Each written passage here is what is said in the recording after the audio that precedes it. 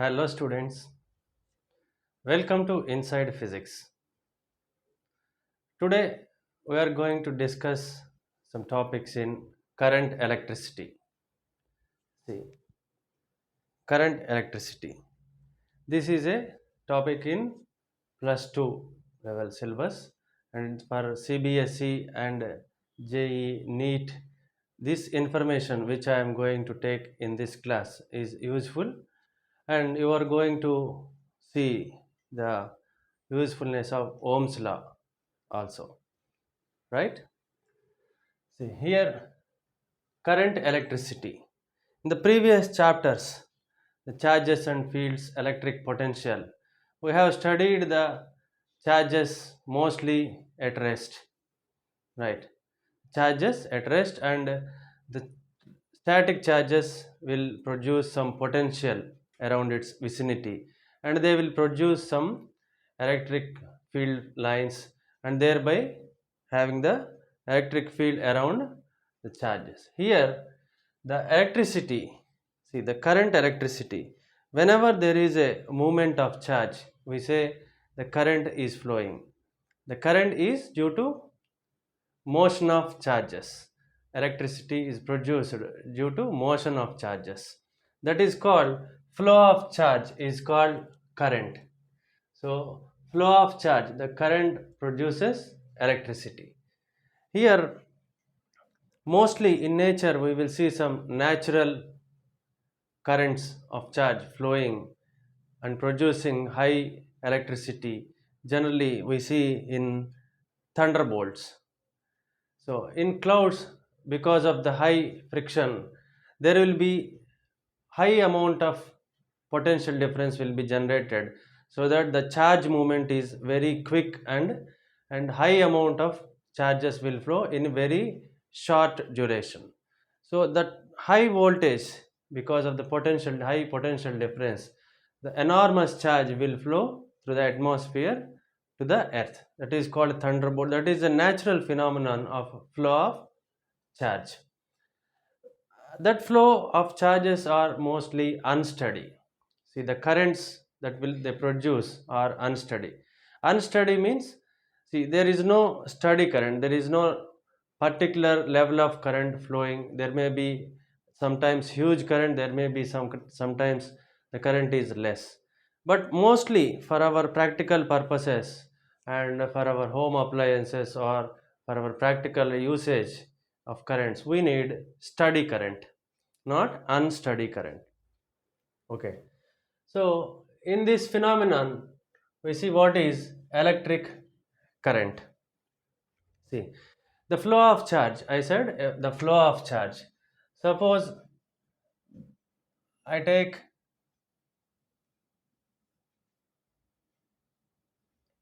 an area of cross section.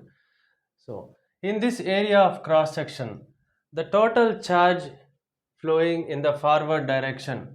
Suppose I consider this as positive charge flowing in the forward direction, and the negative charge is also flowing in the forward direction. I consider this as a forward direction. Okay, the algebraic sum of these charges will give the net charge flowing through this particular cross section of area. See, we consider initially the charge moving in this direction, we call it as forward direction. Okay, and the net charge here plus q and minus. If some more charges like plus q and minus q is also are flowing in the forward direction, the net charge through this particular cross section will be the sum of all the net charges.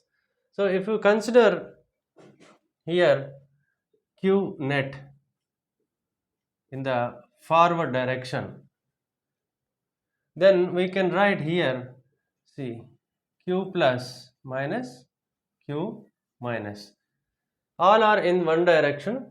So it is positive charge, it is negative charge. The net charge will give the net flow of charge through this area of cross section. Why we consider this means, see, the flow of charge will give the current.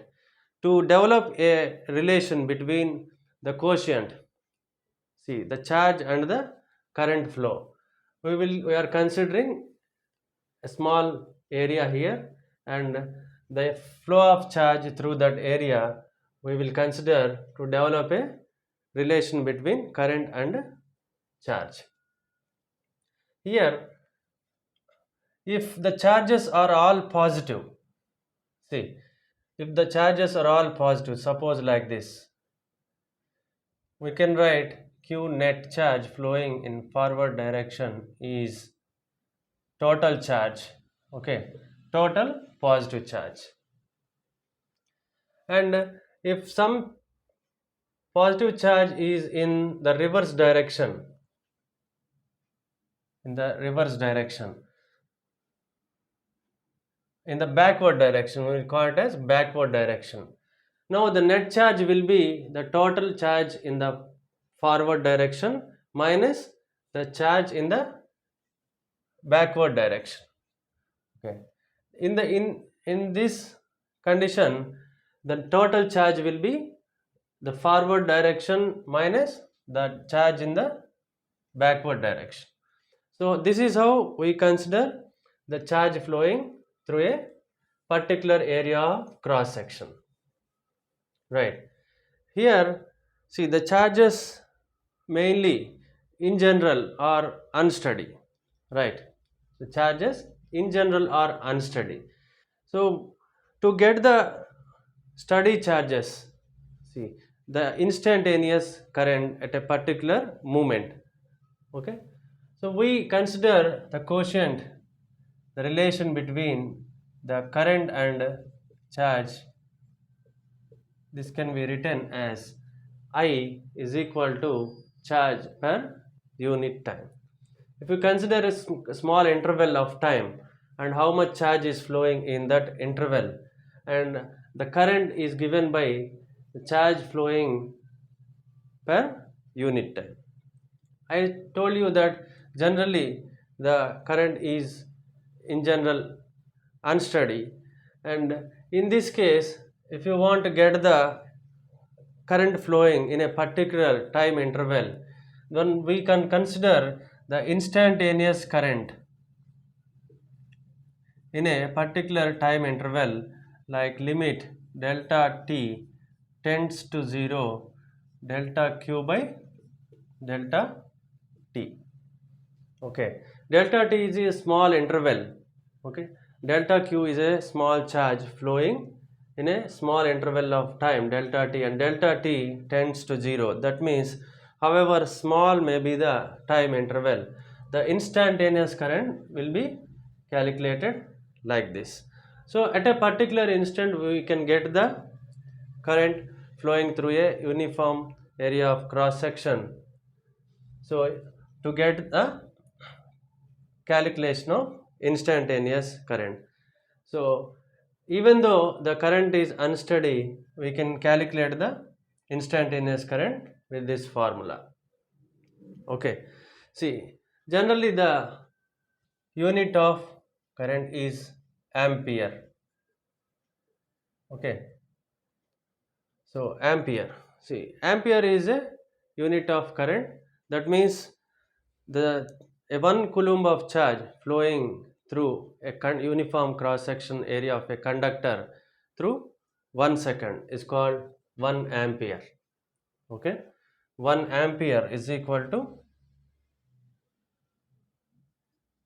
1 coulomb of charge flowing in 1 second.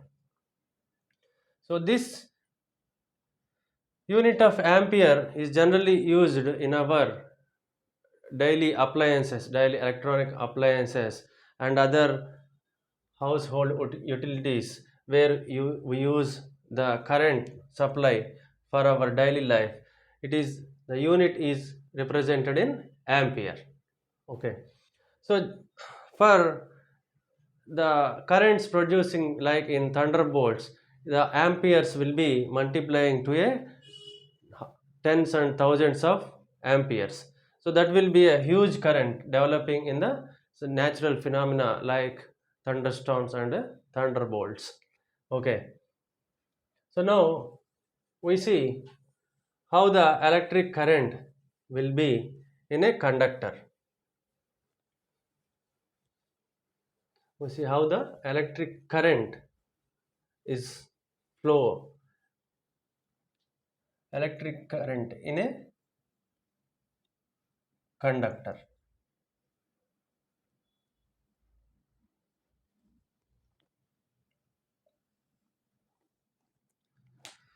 See, generally, what is a conductor? See, any material having some free electrons facilitating the flow of electrons, that means flow of charge, to allow the current flowing through that material is called a conductor. Generally, in a conductor, there will be some free electrons which are bound to their nuclei, and they are free to move, and they are allowed to move in the vicinity of the boundaries of the material, but mostly they are not allowed to go out of the material. They will move within the boundaries of the material. Those materials are called conductors. And in insulators, the electrons are mostly bounded to the nuclei, and they don't have any freedom to move, or they will not get accelerated when an external electric field is applied. Okay, generally in bulk material, if you take a conductor in bulk material, there will be some molecules, and the molecular constitution is very closely packed. Okay, if you take a bulk material, like example, in 1 gram of water is having almost 10 to the power of 22 molecules. So this molecular structure construction will be giving that solid, the conductor, a close packed structure of the molecules. So in closely packed structure of molecules, the electrons not only bound to their respective nuclei, but also they are in the force of attraction of the other nuclei. So in between, so there will be uh, so much closeness in the molecules of the solid, and the electrons are not at all accelerated by any accelerated field, and they are not at all free to move in presence of any external field. Those are called generally insulators. So in the same material, if the material is having any number of free electrons that they can move in the material freely to produce the flow of charge, and thereby producing some electric current, those materials are called conductors. Okay, see, in conductors, generally what we observe, when there is no electric field, external electric field applied, right? When there is no external electric field applied, what happens in a conductor? Even though there is no external electric field, the electrons, the free electrons inside the solid, they will be moving randomly, and they will be colliding with the positive ions inside the material.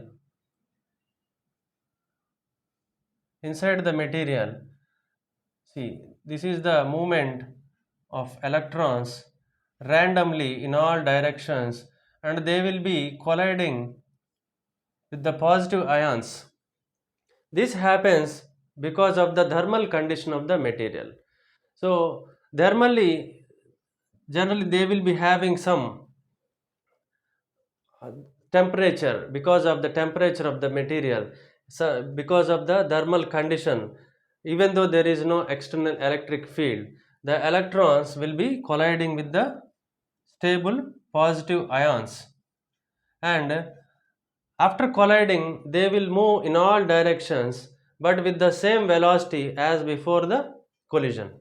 So because they will move in all random directions, okay, after the collisions, so the number of electrons in one direction after collision moving in one direction is almost equal to the number of electrons moving in the opposite direction to the particular direction.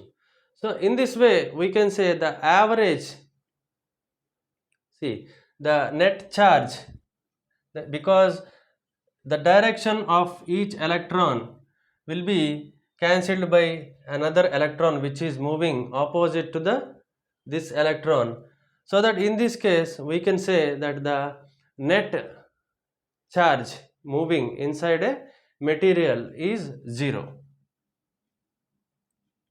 Okay, and the average velocity of the electron will be same even after collision, with it moves with the same velocity as before it is having before the collision.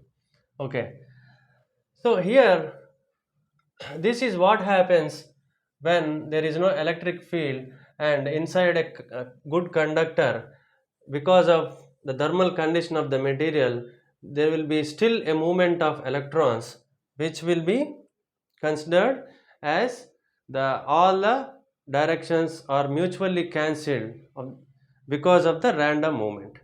So now we see what happens if an external electric field is applied on a conductor and how the charge of electrons will flow and constitute a current in the conductor. For example, we consider a cylindrical shaped conductor, a cylindrical shaped conductor here. Okay, where I have taken two plates, one with positive charge and one with negative charge. I have put the plates here on the left side. I have put the positive plate, and on the right side I have put the negative plate, so that these two plates attached to the flat surfaces of this cylinder, they will produce some electric field inside the material, because the electric lines of force will follow a path from positive charge to negative charge.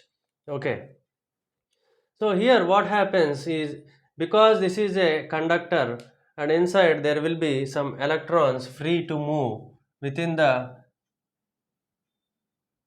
limits of the material of the boundary, and they are all attracted towards the positive plate, and they are all attracted towards the positive plate against the electric field. So whatever electric charge is moving towards the positive plate will constitute a current inside the conductor, and this current is only for a short time because there is no external supply of potential difference. See, if these electrons are coming here and they will be neutralizing this plate, because these are moving and the positive charge is neutralized by the negative charge. So if all the charges on the plate are neutralized, the the further flow of electrons is stopped and the current inside the material is stopped. So we can say that this current is only a short duration current and lasts only for some time. But generally we want, for our practical purposes, we want a continuous steady current. We don't want any short term current and unsteady current. So for a steady current and continuous current, we need a external source of supply. So for that we connect a battery or cell with some EMF. So in this scenario, what happens is, whatever the charges that are neutralized by these electrons, that and the plate is further charged. So even though the electrons are neutralized, these positive charges, the plates are supplied with further charge and the current will be in a continuous mode. So the external EMF will produce the charge towards the plates, and this continuous charge will produce a continuous flow of electrons in the conductor, and this develop a steady and continuous current in the material.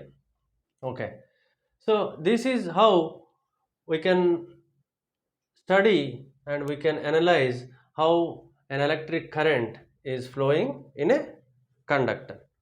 Okay, see, here there will be some different types of conductors which are having some more number of electrons, and some conductors may have some less number of electrons which are free to move. Based on that, we can classify the conductors as good conductors and bad conductors, that are insulators.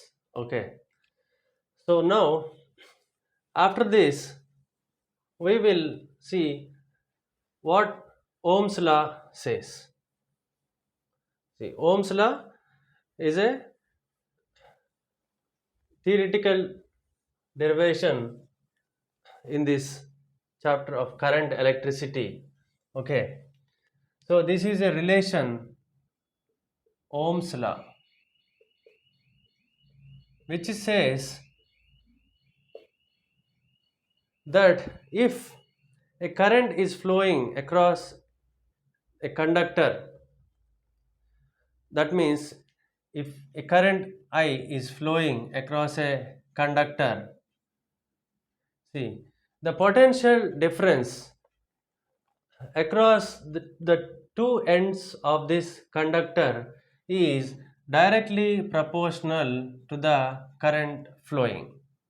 So this is what Ohm's law says. Ohm is a scientist. Actually, he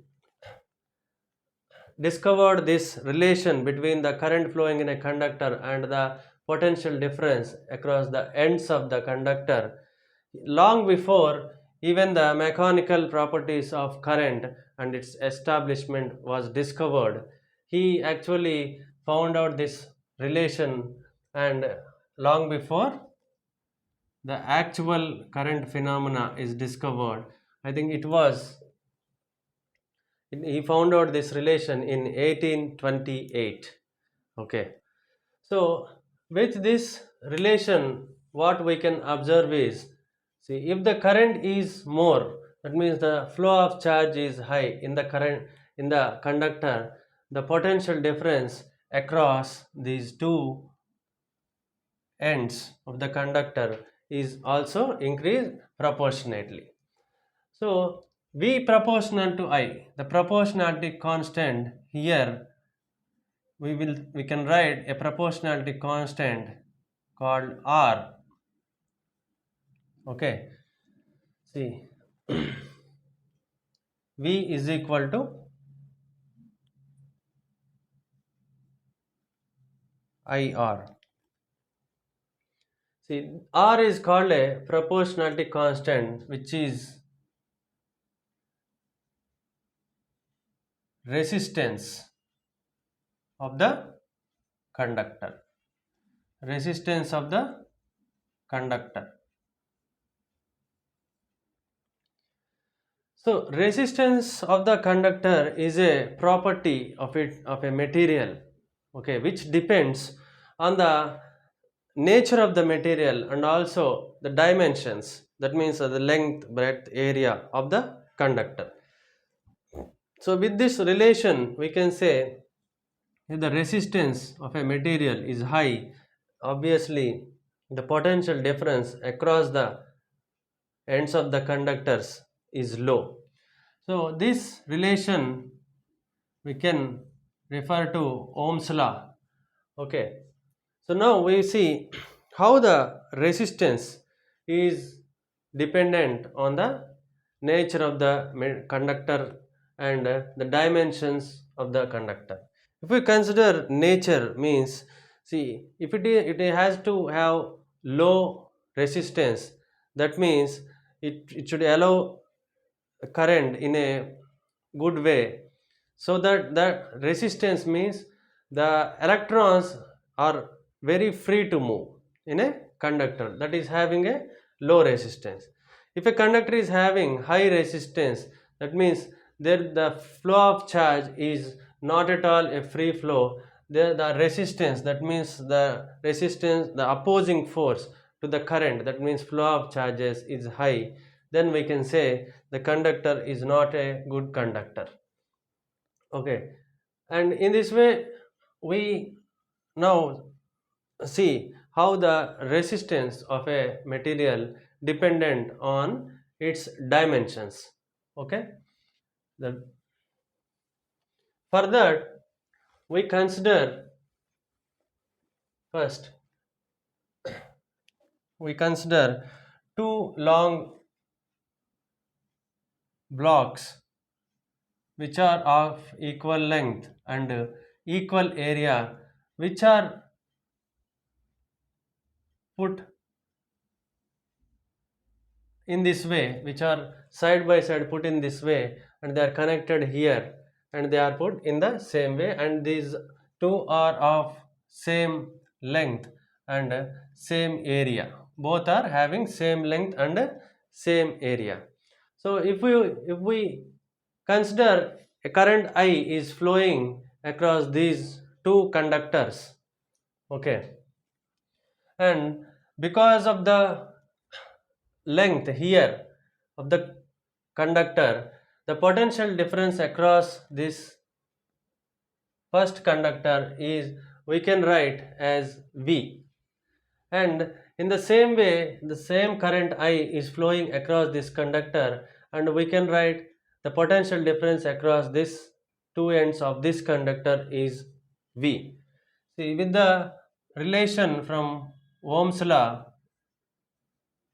see, here R, we can write R as V by I, right? V by I. So here I for the two conductors is same, and the potential difference is V here and another V here. So when two conductors are joined in this way and the length becomes 2L, the potential difference from this we can consider as 2V. The potential difference across the ends of this conductor is becomes 2V, and this we can write as 2V by I. Okay, so resistance the resistance of the conductor has become double. If we consider this as R dash, we can write this as R. So with the increase of the length of the conductor, that means this initially it is having length L and the potential difference is V. If the length is doubled, the resistance is also doubled.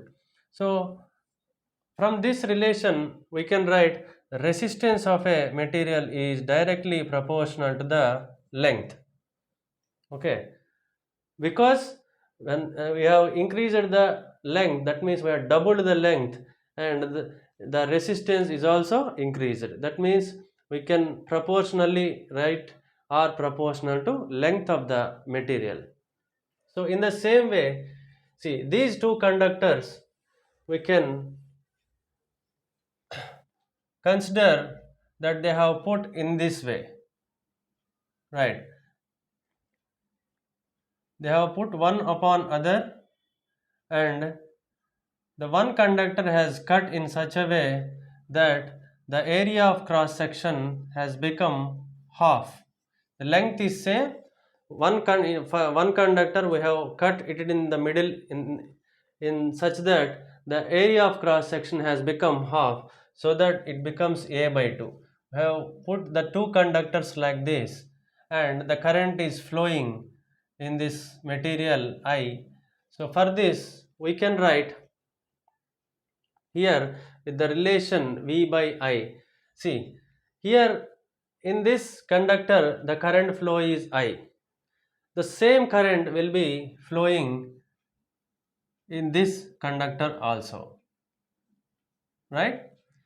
So even though the area of cross section is halved, the current flowing in the one conductor will be same.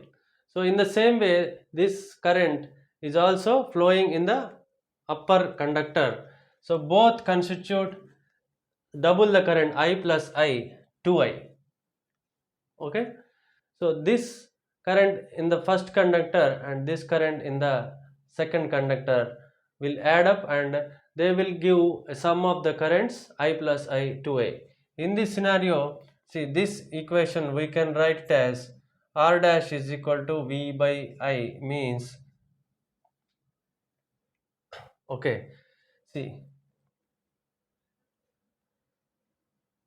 V by I by 2. Okay, see this becomes 2 V by I. So here the current, what happened means, the current is almost, in this we have a current of I by 2, and in the above conductor we can write, so for one conductor we can write R dash is equal to V by I, means it is half of the current and it is half of the current. We can write this as 2R. Okay, now if you observe the area of cross section, if you is halved, and if we reduce the area of cross section, the resistance is also increased, so that we can write R proportional to 1 by A, area of cross section. Okay, that means R is inversely proportional to area of cross section. These are the two dimensions, length and area, which are the dimensions of these conductors we have taken, and from this the observations we can write R is proportional to length and R is inversely proportional to area of cross section. With these two relations we can write R proportional to L by A. Okay, and this relation as a proportionality, in the form of proportionality, we can add a proportionality constant to equate this equation, that is rho, which is called the resistivity of the material. Okay, rho is resistivity of the material. L by A is unit length per unit area.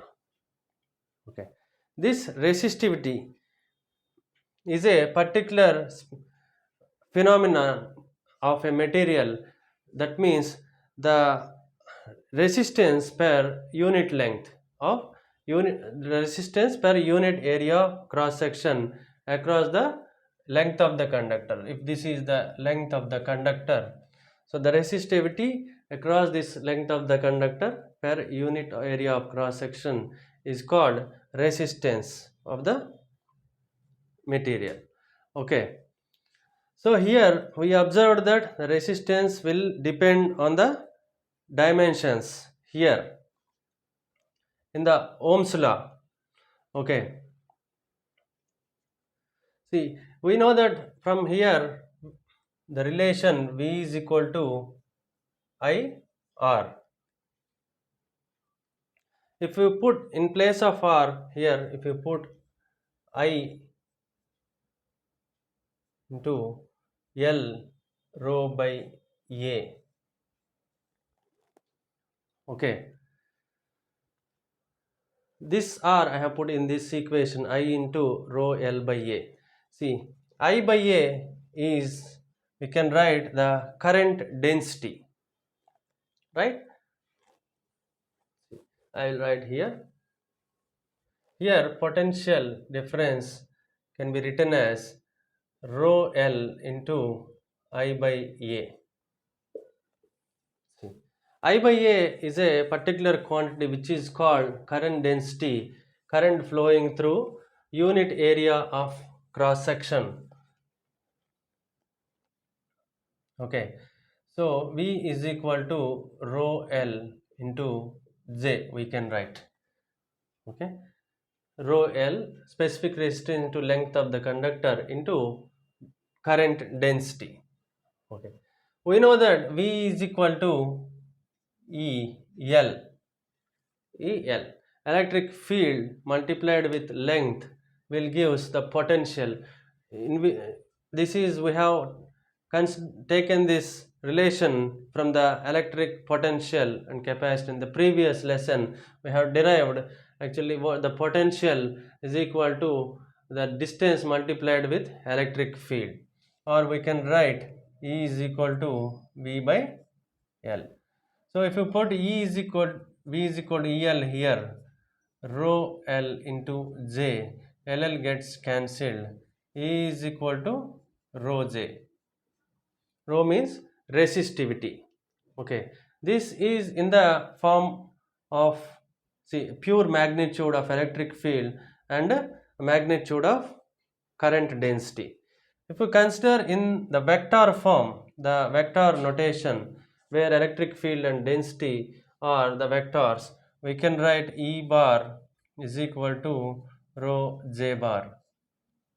Okay, so this is in the magnitude form, this is in the vector form, and if this row we can send it to the in this side.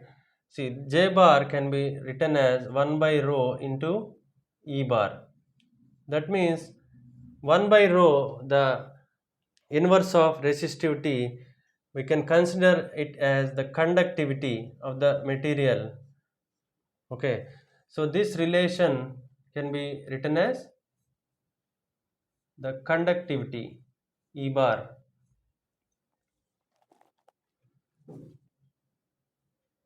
Okay, see, this current density is equal to conductivity into electric field applied. So this is the phenomenon of Ohm's law, where we have considered from the basic Ohm's law that says that the potential difference across the ends of a conductor is directly proportional to the current flowing through the conductor.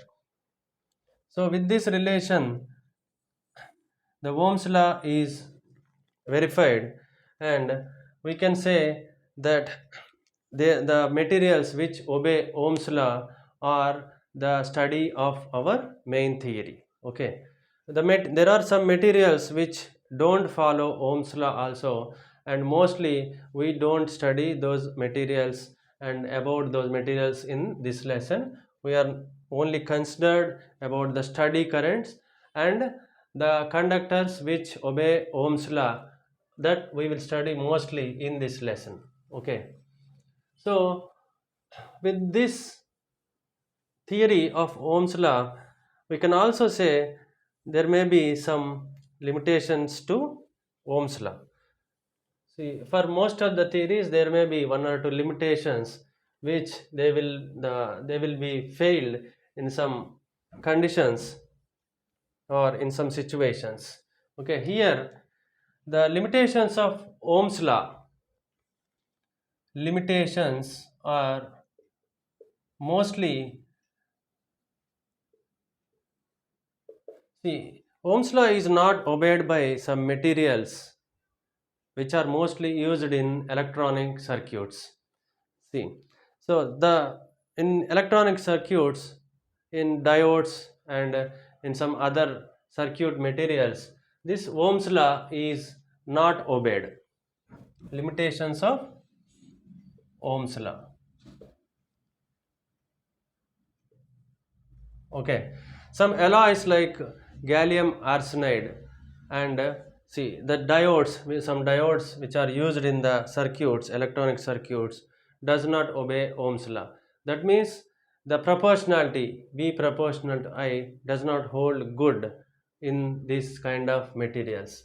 Further, generally, if an Ohm's law is obeyed, the graph between, see, the current and the voltage VI graph, okay, which is generally a straight line for material which obeys Ohm's law.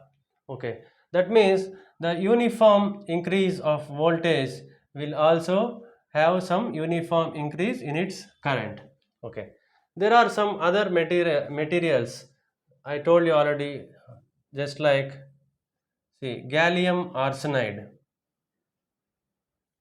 If I take a graph between the voltage and current for gallium arsenide, GaAs, and the graph will be, we can expect a graph like this.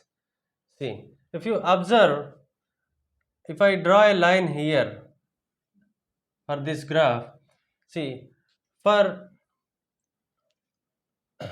there will be a same, for same current, see, for same current there will be two voltages here, right?